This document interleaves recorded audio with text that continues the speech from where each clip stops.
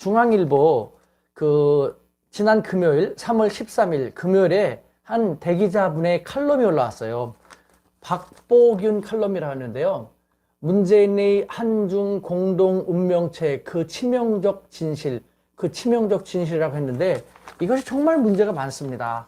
그래서 이거에 대해서 제가 꼼꼼하게 좀 분석도 하고 팩트체크도 하려고 하는 것입니다. 자, 여러분들 먼저 이 글을 보고 제가 느낀 건요, 한마디로 말씀드리면요, 저라면 이런 글 안 씁니다.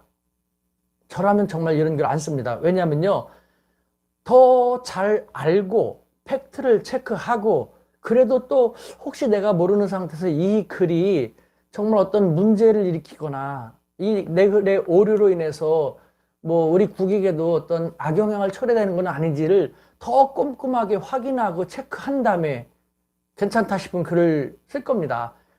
저는 이런 분이 일부러 뭐 말도 안 되는 트집을 잡으려고 혹은 견강부회하면서 한중 관계를 훼손하기 위해서 이렇게 썼다는 생각은 하고 싶지 않습니다.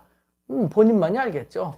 하지만 제가 볼 때 이 글은 글쎄요, 우리나라의 유력지 중앙일보, 그것도 대기자라고 하기에는요, 본인에게도 저 같은 사람의 눈에 볼 때는 요거밖에 안 돼. 그리고 중앙일보는 이런 분도 대기자가 돼?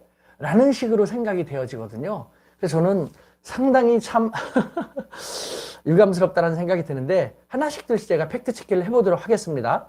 팩트체크면 반론도 제기할 것이고 그에 대한 주장에 대한 제 나름대로의 분석과 평가를 내릴 것인데요. 앞에서부터 이제 3장짜리를 이렇게 프린트를 했는데요. 앞에서부터 쭉 읽어나면서 중요한 부분에 대해서는 하겠습니다. 근데 국내 사안에 대해서, 여기 나와 있는 국내 사안에 대한 거론은 하지 않겠습니다.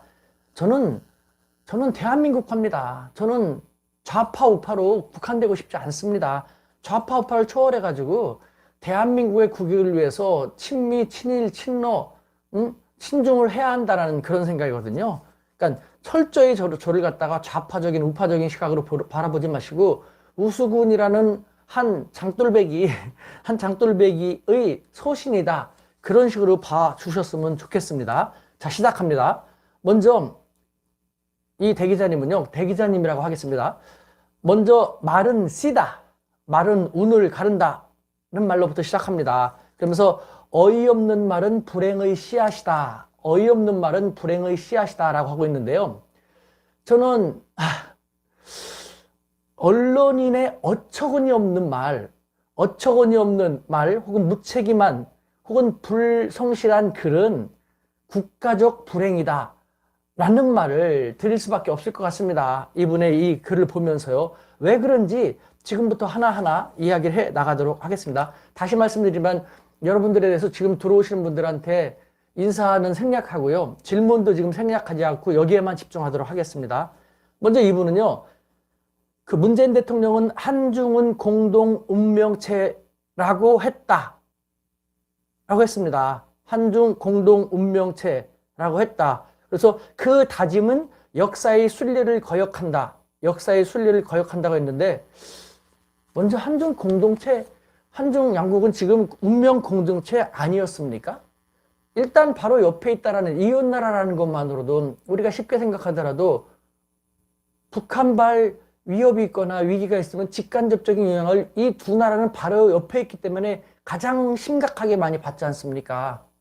그것만 보더라도요. 아니면 지금 코로나19 전염병 사태라든가 아니면 미세먼지 문제라든가 여러 가지 측면에서 이웃이라는 이유만으로도 운명 공동체 아닙니까? 근데 운명 공동체라는 말, 그것은 역사의 순리를 거역한다라고 썼습니다. 그러면서 또 하는 말이요, 코로나19는 창궐 중이다, 한중 전염병 공동체는 진행 중이다. 모순입니다. 한중 운명 공동체는 역사의 순리를 거역한다고 하면서 두 줄 밑으로 내려가서 한중 전염병 공동체는 진행형이다. 이게 얼마나 처음부터 모순입니까? 저는 제가 술을 먹어도 이렇게까지는 쓰질 않거든요. 스스로도 인정한 것처럼 한중 전염병 공동체는 진행형이다. 옆나라이기 때문에 우리가 가장 큰 영향을 받았지 않습니까? 그래서 당신이 인정하듯이 공동체는 전염병 공동체는 진행되고 있지 않습니까? 이것만 봐도 알 수 있는 것처럼 다시 말합니다만 과거는 어떨지 몰라도 지금은 한중은요 서로 싸우는 적이 아니지 않습니까?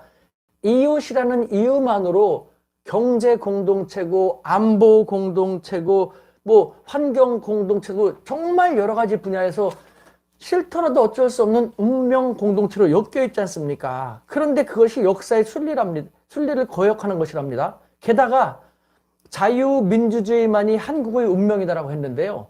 자유민주주의만이 한국의 운명이다. 맞습니다. 우리 자유민주주의 국가입니다. 그런데 이분이 말하는 것은 자유민주주의만이 한국의 운명이기 때문에 자유민주주의가 아닌 국가하고는 척을 져야 된다?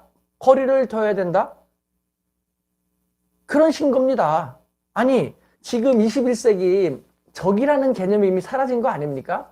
글로벌 생존, 무한 경쟁 시대입니다. 지금은 파트너가 되기도 하고 경쟁자이기도 하는 그런 시대인 것이 20세기 냉전 시대처럼 이데올로기를 토대로 해갖고 뭐 사회주의, 민주주의, 자유민주주의 아니면 적 이런 개념이 아니지 않습니까? 근데 이분은 아직도요 이 낡은 이분법적 사고에서 벗어나지 못하고 있는 것이죠. 자유민주주의라면 대화해야 되고 사회주의라면 거리를 둬야 되고 못 믿을 것이고 이런 식으로.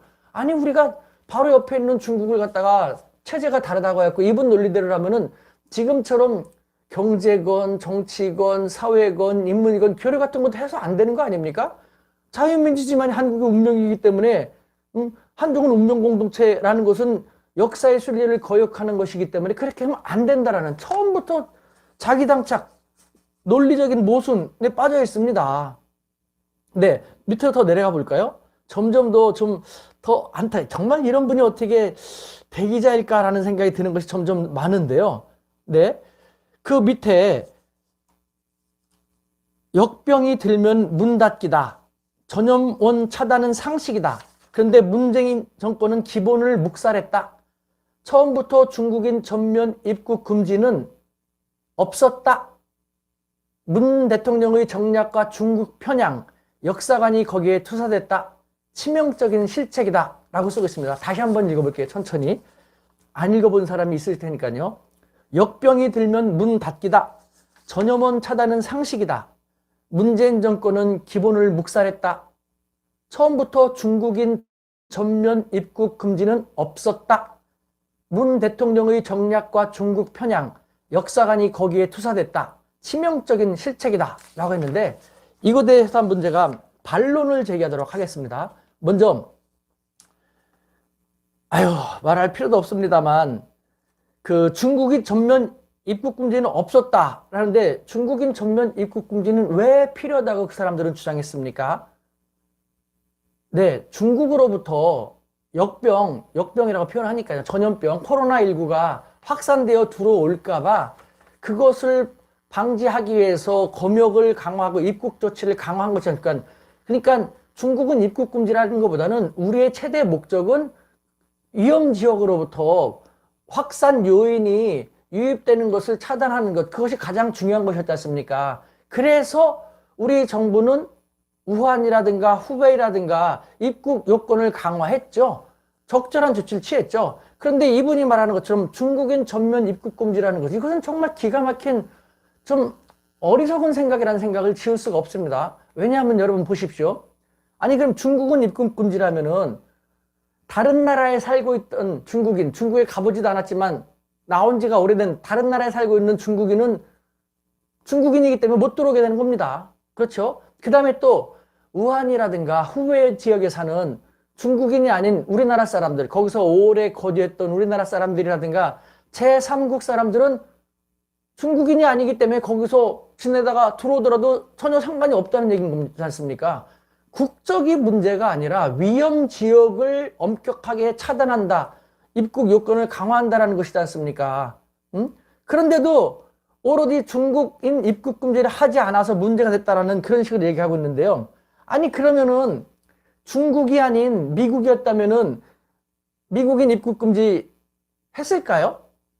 이분에 의한다면은 문재인 정부는 중국 편향, 역사관이 거기에 투사됐다. 그래서 중국인 전면 입국 금지를 하지 않았다라는 것인데 그렇다면은 중국에 대해서는 그렇게 개인적으로 문재인 대통령이 호감을 가지니까 중국이 아닌 다른 나라에 있더라면 그렇게 했다라는 걸 얘기하는 겁니까? 중국 편향 때문에 중국인 입국 금지하지 않았다라는 것? 아니죠. 대통령은 특정 국가를 의식하거나 특정 국가의 국적을 의식하는 것이 아니죠. 오로지 국민의 안전을 위해서 검역을 강화하기 위한 차원에서 입국 요건을 강화한 거지 않습니까? 응?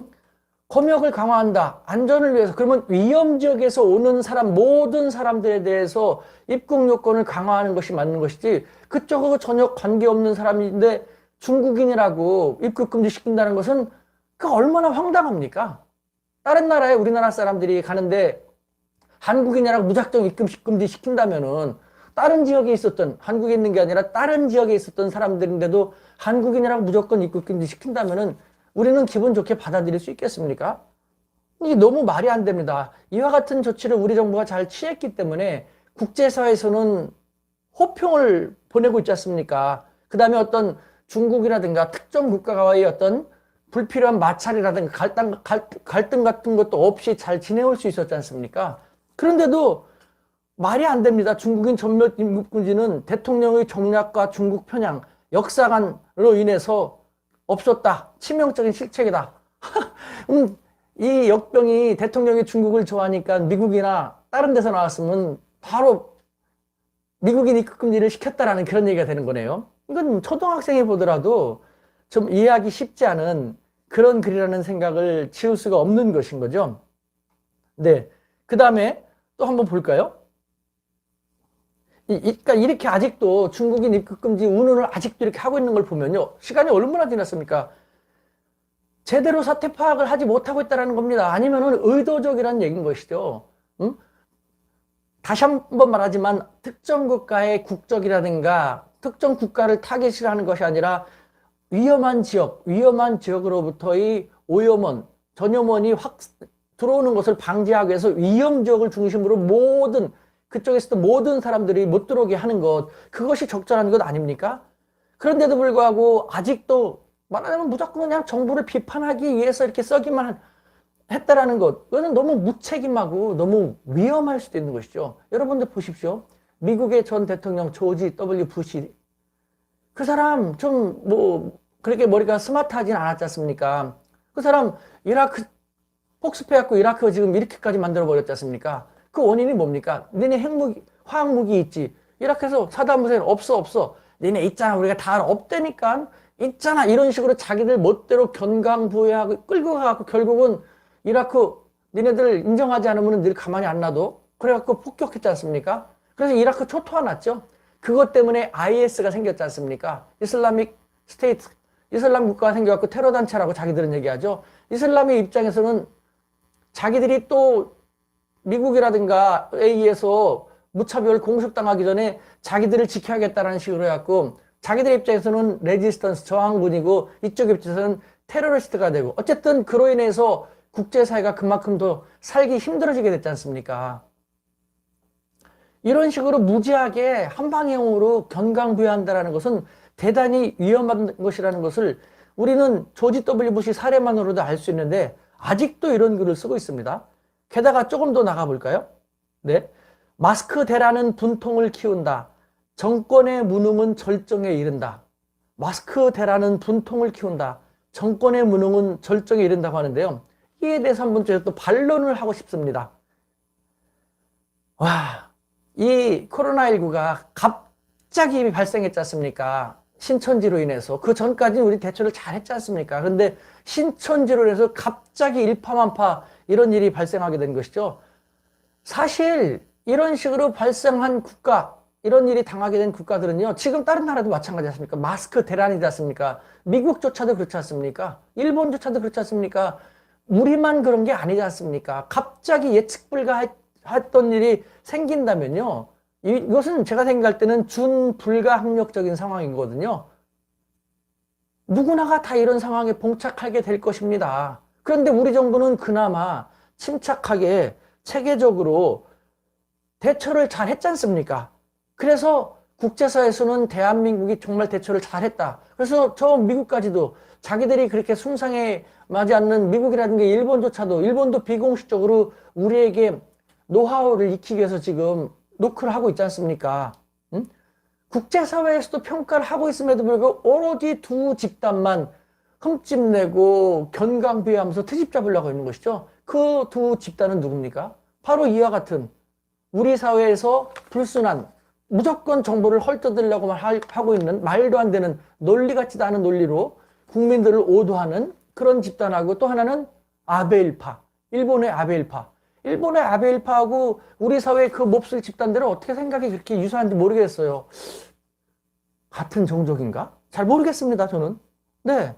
너무 말이 안 돼요. 이런 상황에서라면요. 자, 그렇다면 대기자님이라면 어떻게 했을까 좀 묻고 싶습니다. 응? 마스크대라는 분통을 키운다. 정권의 무능은 절정에 이른다. 대기자님이 대통령이라면요. 이런 상황에서 신천지가 갑자기 빡 불거져 났을 때 어떻게 할 겁니까? 지금 정부보다 더 잘할 수 있다는 얘기인 겁니까? 어떻게 잘할 수 있습니까? 논리도 전혀 없이 뒤죽박죽하고 엉터리 글을 쓰고 있으면서요. 응? 대기자님이라든가 대기자님이 속해 있는 그런 것에서도 그렇게 순상에 맞지 않는 일본에서조차도요. 이런 일이 생기면요. 아무리 정권이 잘못했다 하더라도요. 저는 우리 정권 대처 잘했다고 생각합니다만 설령 잘못했다 하더라도 그 당신들이 숭상하는 일본에서는요. 일단은 밉더라도 단결을 해서 위기를 극복하는 데 힘을 몰아준다는 것이죠.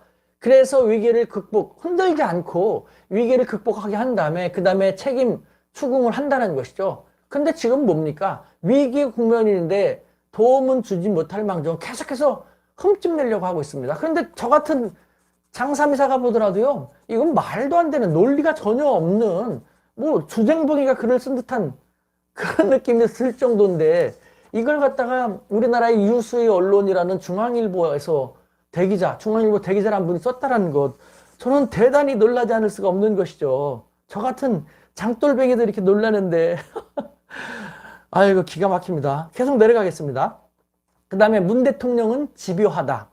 지금도 중국을 의식한다. 정권의 실체가 폭로됐다라고 합니다. 문 대통령은 집요하다. 지금도 중국을 의식한다. 정권의 실체가 폭로됐다고 하는데요. 저는 여기에 대해서도 반론을 제기하고 싶습니다. 저 개인의 반론인 겁니다. 아니, 대통령은 지금 대통령의 책무를 저는 잘 하고 있는데 왜 중국을 의식한다, 정권의 실체가 폭로됐다라고 말하는지 모르겠습니다. 이것은요, 제가 볼 때는요, 대 기자님은 대통령과 같은 최고 지도자가 될 자격이 없는 그런 사람임을 스스로 자인하는 것에 불과하다는 생각이 듭니다. 근데 뭐 장삼사 그냥 장돌배기처럼 그냥 눈앞에 보이는 것만 생각을 하고 자기 감정에만 휘둘러 결정을 내리면은 안 되죠. 최고 지도자가 그렇게 하면 안 되는 것이죠. 최고 지도자라면요, 어느 한순간이라도 마지막 순간이라도 외교라는 것을 항상 생각하고 있어야 되는 겁니다. 아무리 국내적으로 힘든 것이 생기더라도 특히 우리처럼 4대 강국과 맞서고 있는 그런 국가에서는요, 최후의 순간까지도 외교를 생각하지 않으면 안 되는 것이죠. 그렇지 않다면요, 그렇지 않고 눈앞에 보이는 것만 휘둘리고 자기 감정처럼 되면요, 아베처럼 됩니다. 아베처럼 돼갖고 아베 일본처럼 아베 스스로 계속해서 일본의 쇠락을 재촉하고 있지 않습니까? 대 기자님은 지금 우리 대통령님이 아베처럼 못하고 있기 때문에 문제라는 겁니까? 대통령님은 계속해서 4강을 의식해야 마땅합니다. 어느 한쪽에 치우침이 없이 우리 국익, 대한민국 국익의 최적화라는 절대 양보할 수 없는 전제를 토대로 항상 4대 강국을 비롯해서 국제사회를 마지막 순간까지 의식하면서 돌아봐야 제대로 된 최고 지도자입니다. 그리고 우리 대통령께서는 그렇게 잘 하셨고 지금도 하고 있는 겁니다. 대 기자님 한 개인의 마음에 들지 않는다고 대 기자님 뜻대로만 한다면요, 아베 꼴입니다. 아베한테 가십시오. 우리나라가 일본처럼 돼서는 안 되지 않습니까? 그 다음에 정권의 실체가 폭로됐다고 하는데요, 지금도 중국을 의식한다? 정권의 실체가 폭로됐다? 무슨 실체를 말하는 겁니까? 혹시 친중 정권이라는 그걸 얘기하는 겁니까? 정말 저는 안타깝습니다.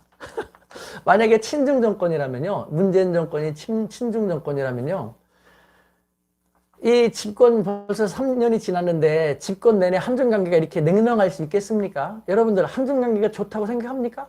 문재인 대통령 집권한 다음에 한중관계 좋다고 생각하는 사람 과연 몇 명이나 될까요? 얼마나 냉랭합니까? 하다못해 상징적인 것 하나만 봐도 알 수 있지 않습니까? 시진핑 중국 국가주석 한 번도 방한하지 않았습니다. 집권한 다음에. 왜 그럽니까? 꿍 하니까 뭔가 마음에 안 드니까 옹졸하게 쫀쫀하게 대리구이 후회라면서 후회답지 않게 한 번도 방한하지 않았지 않습니까? 마음에 안 드니까. 그런데 이게 친중 정권입니까? 정권의 실체가 폭로됐다고요? 너무 기가 막힌 거 아닙니까? 초등학생도 물어볼 겁니다. 친중 정권이라면서 왜 그러면은 이렇게 사이가 안 좋아? 왜 사드 때문에 이렇게 계속 싸우고 그래? 이런 말 나오는 거, 그건 뭐라고 대답할 겁니까? 네? 너무 기가 막힙니다. 그 다음에 또 계속 할까요? 중국 지도부는 자책하지 않는다. 그것은 중화의 전통이다. 공산체제의 속성이다. 라고 합니다. 다시 한번요. 그러면서 그들은 코로나 발병을 미안해하지 않는다. 다시 한번 읽을게요. 중국 지도부는 자책하지 않는다. 그것은 중화의 전통이다. 공산체제의 속성이다. 그들은 코로나 발병을 미안해하지 않는다. 라고 썼는데요. 평가를 한번 해보겠습니다. 그만큼 먼저 팩트 체크를 한다면요.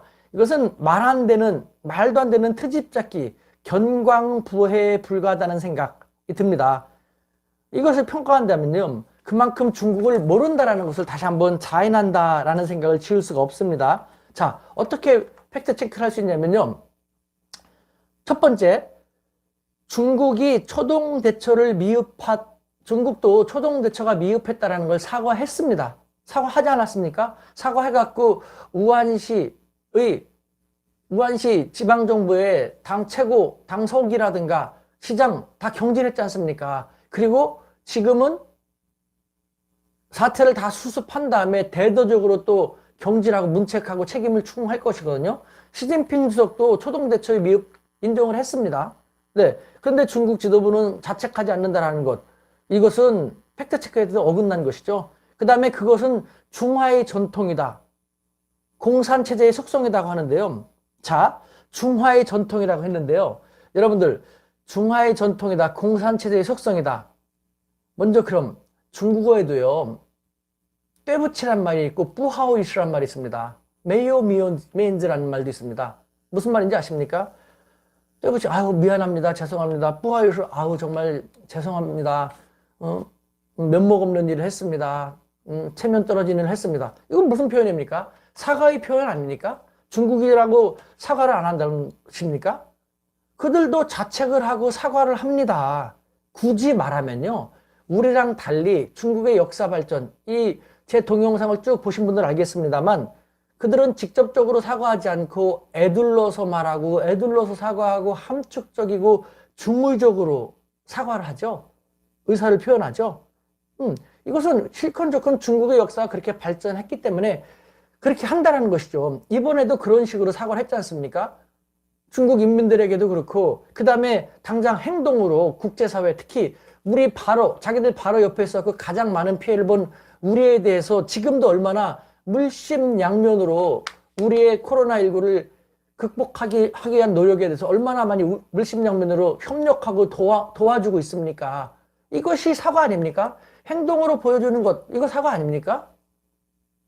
꼭 말로만 해야 되는 겁니까? 그런데도 그렇게 말한다는 것은요. 중국 지도부는 자책하지 않는다. 그것은 중화의 전통이고 공산체제의 속성이다라고 했는데, 자, 그러면요.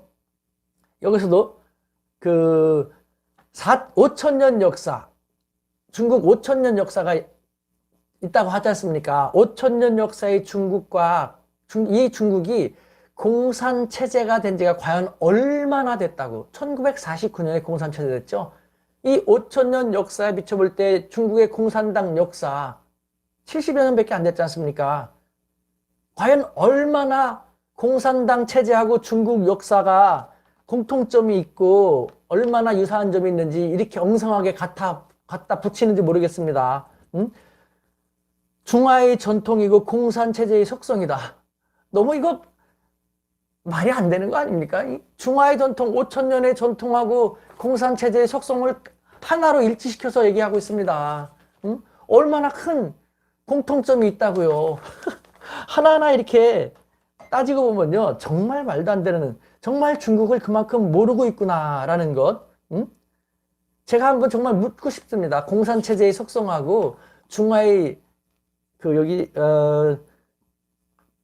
어디 갔나요? 중화의 전통하고 공산체제의 속성이 어떠한 얼마나 많은 유사점이 있고 공통점이 있는지 제가 대기자님께 한번 가르침을 좀 청하고 싶습니다. 네? 그만큼 중국을 모른다라는 것이죠. 그러면서도 이렇게 당당할 정도로 글을 쓴다라는 것. 그러면서 본인의 이름도 대걸고 대기자라고 떳떳하게 하고 글을 쓰고 그걸 갖다가 팩트체크하지도 않고 실어주는 그 중앙일보도요. 대단히 실망스럽지 않을 수 없습니다. 실망뿐만 아니라 너무나 무책임하죠. 너무나 위험하죠. 중앙일보 칼럼이고 대기자의 칼럼이라니까 많은 사람들은 그것만으로도 그냥 보고 그대로 믿으려고 하지 않습니까? 매스컴의 영향 크지 않습니까? 근데 이 말도 안 되는 견광부하고 오로지 정보 트집 잡기 위해서 얼기설기 갖다 붙여놓은 것이니 근데 이런 것을 모르고 그냥 그것만 보면은 우리 정부에 대해서 얼마나 탓하고 또 중국에 대해서 얼마나 안 좋게 생각하겠습니까? 그러니까 지금 한중관계 계속 안 좋게 진행되는 거 아닙니까? 너무나도 무책임하고 너무나도 국익에도 안 좋은 그런 위험한 행동이 아닐 수 없는 것이죠. 계속해서 내려가겠습니다. 중국의 순춘난 부총리는 지난 5일 우한에 갔다. 그곳 당국의 보고는 식료품 공급 충분, 물가 안정이다. 하지만 주민들의 반응은 절규다. 찌아더, 전부 거짓이다. 그것은 대중 조작과 독재 사회의 장면이다. 다시 한번 읽을게요. 중국 순춘난 부총리가 지난 3월 5일 우한에 갔다. 그곳 당국의 보고는 식료품 공급 충분합니다. 물가 안정 잘 돼 있습니다. 라고 했다. 하지만 주민들의 반응은 절규다. 찌아더, 거짓입니다. 전부 거짓말입니다. 그렇지 않습니다. 라는 것이었다.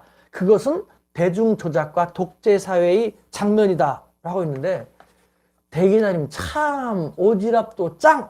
오지랖도 넓습니다. 네? 아니 왜 남의 나라에 그렇게 신경을 씁니까? 아니 왜 중국이 잘 되길 바랍니까? 응? 혹시 대기자님 중국 스파이 아닙니까? 혹시 대기자님 중국 엑스맨 아닙니까? 왜 중국이 잘 되길 바랍니까? 무슨 말이냐고요? 그런 것도 모르고 쓰셨겠죠? 예? 제 말을 들어보십시오. 중국에는요, 아직도 민도가 떨어지는 사람들도 많습니다. 응? 그런 사람들, 요번에 우한에 가가지고 쓰레기차로 돼지고기를 날라고 뭐 했던 그런 말도 안 되는 사람들을 보고 중국 정부도 중앙에서 그런 사람들 다 경질시켰지 않습니까? 그리고 사과했지 않습니까? 그 사람들도 사과했지 않습니까? 네? 그리고 일반 인민들 같은 경우도 기가 막혀서 그걸 보고 우한 지역에 있는 사람뿐만 아니라 다른 지역에 있는 사람들도 기가 막혔던 것이죠. 그걸 뭘 얘기하는 겁니까? 중국인들도 우리와 똑같은 합리적이고 이성적이고 정상적인 사고를 한다라는 것이죠. 어떤 몰직한 정말 한심한 나쁜 놈들이 쓰레기를 실어나르던 그 환경차를 가지고 음식을 배달했다는 것 누가 보더라도 그건 상식적이지 않고 정말 있어서는 안 된 일이죠. 그래서 중국 중앙정부에서도 바로 경질을 시켰고 그 다음에 중국 사람들도 분노했지 않습니까? 우리의 상식과 그들의 상식이 같다라는 것입니다. 네?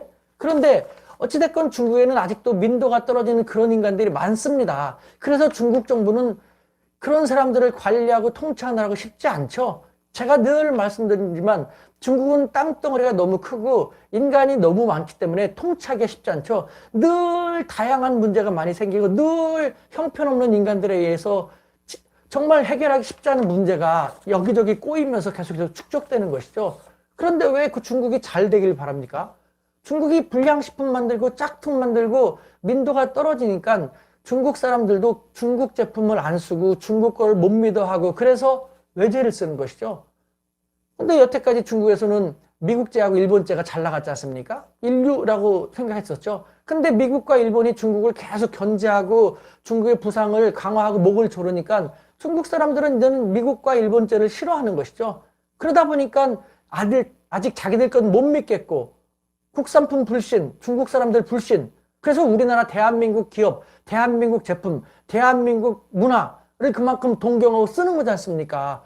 불량식품 만들고 짝퉁 만들고 아직도 그런 말도 안 되는 황당한 짓을 해대는 중국 사람들이 있으니까 우리가 중국 시장에 들어갈 여지가 있고 중국 사람들이 우리를 그만큼 동경하고 좋아한다는 것이거든요. 그 사람들이 있다는 것은 중국인들의 입장에서는 좀 안타깝지만 우리의 입장에서는 고마운 거거든요. 저런 사람들이 있고 저런 인간들이 아직도 많기 때문에 중국 정부는 안의 국내적인 문제만으로도 너무 힘든 겁니다. 그래서 외침을 하기도 쉽지 않은 것이거든요. 저런 사람들이 없고 우리처럼 성숙하고 괜찮은 사람들, 민도만 그만큼 민도가 높아지게 된다면요. 중국 사람들 외제 왜 쓰겠습니까? 중국 사람들 한류, K-팝 문화 왜 좋아하겠습니까? 등 따뜻하고 배부르면 중국 딴짓 생각하겠죠? 외침 생각하려고 하겠죠? 결국은 저렇게 있기 때문에 우리한테 유리한 것입니다. 저는 친중파라고 불리죠. 중국 정부의 대변인이라고 항상 평가해봤죠. 하지만 이렇게 말하는 제가 지금 친중파입니까? 대한민국 국익을 위해서 안 좋은 사람들, 안 좋은 현상이 있는 것, 우리한테 나쁘지 않은 것인데 대 기자님은 중국을 폄하하는 듯 하면서 왜 중국이 안 좋은 걸 갖다가 안타깝게 생각합니까? 왜 그런 식으로 글을 씁니까? 대 기자님이 중국 정부의 스파이 아닙니까, 혹시? 응? 중국의 엑스맨 아닙니까? 오지랖도 넓습니다. 대 기자님의 국적이 제가 알기로는 대한민국이고 또 대한민국 언론사인 중앙일보의 대기자를 하고 있다면요. 대한민국을 위해서, 대한민국 사람을 위해서 조금이라도 도움이 되는 노력을 했으면 좋겠습니다. 네? 방해하지 말고, 우리 사회에 방해하지 말고 분열시키려고 하지 말고요. 국민을 오도하고 국민을 우민화시키려고 하지 말고요. 그로 인해서 한중 관계가 훼손되고 우리 국익이 악영향을 받는 그런 행동은 안 해줬으면 좋겠습니다. 제발 그렇게 좀 안 해줄 수는 없습니까? 아휴, 정말 속상합니다. 계속 이어지겠습니다. 베트남은 중국과 친숙하다. 하지만 분쟁 때는 다부진 저항이다. 중국은 그런 베트남을 꺼린다. 라고 하고 있습니다. 베트남은 중국과 친숙하다. 여러분들, 팩트체크. 대 기자님, 정말 베트남이 중국과 친숙합니까? 중국과 베트남 관계 좋습니까? 정말 그렇게 생각하는 겁니까? 아니면 이 말도 안 되는 논리를 전개시켜 나가게 해서 국민들은 어리석고 모를 테니까 내가 이렇게 말하는 걸 누가 알겠어? 내가 대기자인데. 이런 식으로 해갖고 말도 안 되는 걸 갖다가 비교하기 위해서 이렇게 쓰고 있는 것입니까? 여기 있는 분들이 더 잘 알 겁니다. 중국과 베트남 관계가 엄청나게 좋지 않다는 거. 특히 베트남의 입장에서 중국은 불구대천지의 원수인 것이죠. 불구대천지의 원수. 중국과 베트남은 아직도 국경 분쟁도 합니다. 1970년대만 하더라도 국경 분쟁 때문에 서로 수십 명의 사상자도 생겼고 아직도 국경이 획정되지 않은 지역도 있지 않습니까? 베트남은요, 중국으로부터 1000년 이상을 지배받았습니다. 그래서요, 지구상에서 그 누구보다도 중국을 혐오하고 싫어하고 증오하고 분내하는 국가가 베트남입니다. 대 기자님 정말 그거 몰랐어요? 그러면서 이 글을 씁니까? 그러면서 어떻게 이걸 갖다 이렇게 비교하는 표현을 씁니까? 그야말로 오 마이 갓. 중국말로 오 워더 티엔. 워더 나의 티엔 하늘천. 오 나의 하늘 오 마이 갓입니다. 일본말로 오 마이 갓도. 아니 이것도 모르면서 어떻게 이렇게 태연스럽게 쓸 수 있습니까? 중국과 베트남 관계는 철천지 원수. 중국이 그래서 힘듭니다. 미국이 베트남에 공을 들이는 것은요. 대 기자님 제 절견을 한번 들려드리겠습니다. 절견입니다만 미국이 베트남에다가 특별히 공을 들이는 이유 중에 가장 큰 이유 중에 하나도요. 중국에 대한 견제 전선을 강화하려는 것이죠. 미국은요. 일본과 베트남, 인도, 호주 이런 나라에다가 정말 공을 많이 들입니다. 가장 큰 이유는 중국에 대한 봉쇄 전선을 강화하려는 것입니다. 베트남하고 중국 관계를요. 저 멀리 있는 미국도 잘 알고 그 관계를 이용하려고 하는데 대 기자님은 어떻게 그걸 모르는 거 봅니다. 알면서 그랬다라는 것은요. 나쁜 거죠. 지식인으로서 대 기자라고 지식인의 정점에 입장에 있는 사람에서 알면서도 그랬더라면요. 펜을 놓으십시오. 그러면서 언론이라고 할 수 있겠습니까? 역사 앞에서 국민 앞에서 당당할 수 있겠습니까? 실망스럽습니다. 계속 가죠. 조폭은 비굴하면 깔본다. 한국은 작은 나라, 중국은 높은 산봉우리. 다시 한번요. 조폭은 비굴하면 깔본다. 한국은 작은 나라, 중국은 높은 산봉우리. 이렇게 적혀 있는데요. 우리와 중국을 빗댄 것 같습니다. 중국은 우리가 비굴비굴하니까 뭐 잘 보이려는 것이 아니냐라는 한중 관계를 뭐 빗댄 것 같은데, 저는요 이런 분의 이와 같은 사고야말로 바로 전형적인 자기 비하. 우리가 중견 강국으로 부상했음에도 모르고 아직도 약소국 소한민국이라고 생각하고 있는 전형적인 자기 비하이고, 그러니까 이 사람들 항상 약소국, 우리는 샌드위치 신세다, 미중 사이에, 아니면은 고래 싸움에 새우등 신, 우리 외교를 샌드위치 외교라든가 고래 싸움에 새우등 외교라고 아직도 자기 비하에 여념이 없지 않습니까? 그건 20세기 과거, 우리가 냉전시대 때 6.25 직후 세계 최빈국을 가장 못 살았을 때, 약소국일 때는 해당되는 것이고, 우리 모두 열심히 노력해가지고 중견 강국으로 부상했지 않습니까? 지금 우리는 약소국 외교가 아닙니다. 지금 우리는요 샌드위치 외교라든가 새우등 외교가 아닌 겁니다. 우리는 중견 강국의 돌고래 외교라든가 아니면은 조류 외교 등을 해 나가야 마땅한 것이지 않습니까?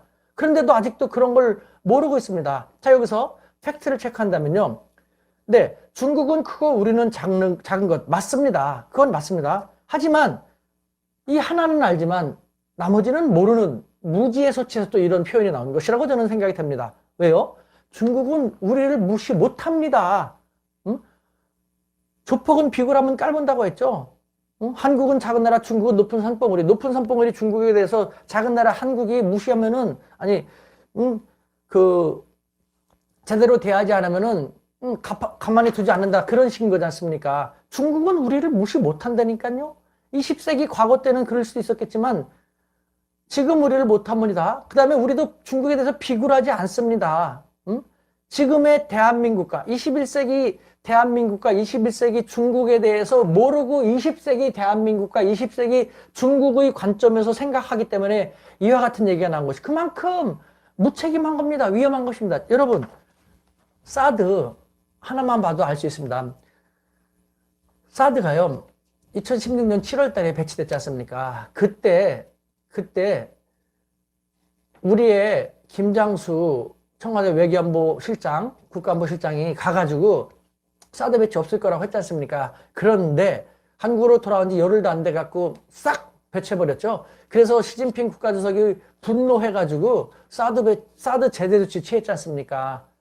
그래갖고 한중 관계가 막 한 번에 경색됐죠. 하지만 중국은 바보가 아닙니다. 2016년 7월 달에 사드 배치했지만요, 사드 배치된 지 3개월 정도도 안 된 2016년 10월 무렵부터요, 저한테 와가지고, 저 그때 중국 대학에 있었으니까요, 저한테 와갖고, 우 교수, 사드는 한국의 무기가 아니고 미국의 무기라는 것도 알고, 한국은 또 한미동맹의 관계 때문에 미국을 함부로 할 수 없다는 거 안다. 하지만 사드 배치에 대해서 더 배치되면 안 되고, 우리 중국의 입장도 있으니까 앞으로는 좀 더 대화하면서 절충안을 찾으면 어떨까? 한중 양국 관계가 경색돼서 좋을 거 없지 않은가? 이런 식으로 해갖고 사드 국면에서 벗어나기 위해서 얼마나 노력을 했는지 아십니까? 단적인 예로 이루어지지 않았습니다만 2016년에 이런 얘기가 됐어요. 그래서 2017년은 한중 수교 25주년이 되는 해이기 때문에 한중 양국에서 양국이 협력하는 행사를 대대적으로 많이 전개했으면 좋겠다. 그래서 누가 보더라도 한중 양국은 사드 국면에서 벗어났다라는 것을 알 수 있게끔 2017년을 그렇게 만들어 나갔으면 좋겠다. 이것을 한국에도 잘 알려줬고, 어떤 행사를 어떻게 했으면 좋을지 한번 얘기를 했으면 좋겠다라는, 이런 것도 얘기했어요, 벌써. 2016년에. 저는 우리 정부에 얘기했죠. 근데 우리 정부는 안타깝지만 바로 이와 같은 그 언론들에서 사드 무슨 중국 너네가 한국에 먼저 사과하고 사드 제재 철회한 다음에 비로소 얘기할 것이지, 니네 중국 이런 식만 해갖고 결국은 여태까지 사드 국면에서 벗어나지 못하고 있는 거거든요. 저는 이런 걸 갖다가 제 책에도 썼고요. 저는 방송 나가서도 이것도 많이 얘기했어야 하지만 저는 영향력이 없는 장돌뱅이에 불과하기 때문에 제 얘기가 전달이 안 돼서 그렇지 이것은 팩트거든요. 중국은 우리 그렇게 무시 못해요. 왜요? 우리 뒤엔 미국이 있다고 생각하니까 우리가 미국 쪽으로 더 많이 가게 되면 한중 관계 계속 안 좋았고 우리가 미국 쪽으로 더 많이 가게 되면요 자기들한테 좋을 게 없지 않습니까? 저는 그걸 알기 때문에 이런 식으로 협박을 해왔습니다. 너네가 한국을 계속 괴롭히고 더 힘들게 만들면은 한국 특히 한국의 보수 정권이 집권하게 되면은 한국 땅에 더 많은 주한미군 기지가 생길 수도 있고 한국 땅에 더 많은 미국의 최첨단 무기가 들어올 수 있어. 그것은 바로 니네 목을 조르려는 거 너희도 알지? 너네 어떻게 할 거야? 그러면 절대 안 되지. 그러니까 한국 정부에 더 공을 들이라고 한국 민심 돌아선 한국 민심 너네가 사드로 너무 강하게 양아치짓 했다라는 생각을 하고 있으니까 한국 민심을 돌리기 위해서 너네들이 더 공을 들이라고 어떤 방법이 좋을까? 항상 저는 이런 얘기를 해왔거든요. 왜 중국이 우리한테 그럽니까? 정말 우리가 일방적인 조그만 나라이고 안중에도 없는 그런 나라라면은 사드가 뭐가 더 강화, 제재도 더 강화하고 한국에 대해서 지금 코로나19 국면에서도 연실 지원 물자를 주고 자기들이 알게 된 데이터 같은 것도 공유할 수 있다. 한중 양국은 뭐 이런 식으로 계속해서 어필할 필요가 뭐 있습니까? 중국이 우리 무시하지 못한다는 것이죠. 우리가 또 비굴합니까? 아니니까 당당하지 않습니까? 그러니까 중국은 그렇지 않습니까? 한국은 말이야 불만을 얘기하지 않습니까? 함부로 못하니까. 그런데도 우리가 중국에 비굴비굴하다고요? 한국은 작은 나라, 중국은 높은 산봉우리. 말씀드렸지 않습니까? 이 팩트는 맞습니다. 하지만 요것만 알고 눈에 보이는 초등학생처럼 요것만 알고 그 이면에 이런 상황 같은 것은 모르는 것이죠. 그러면서도 되게 잘합니다. 저는 대개사 되는 게 참 쉽구나라는 저라면 이렇게 못 쓰죠. 만약에 몰랐더라면은 이런 문제가 생길 거라는 거 알고 일말의 양심이 있고 책임이 있다라면 못 쓰죠. 알면서 쓴다라면요. 국가와 민족이라는 얘기를 항상 해대면서 국가와 민족을 입에 언급할 자격도 없는 진짜 나쁜 존재 아닙니까? 계속 가겠습니다, 여러분들.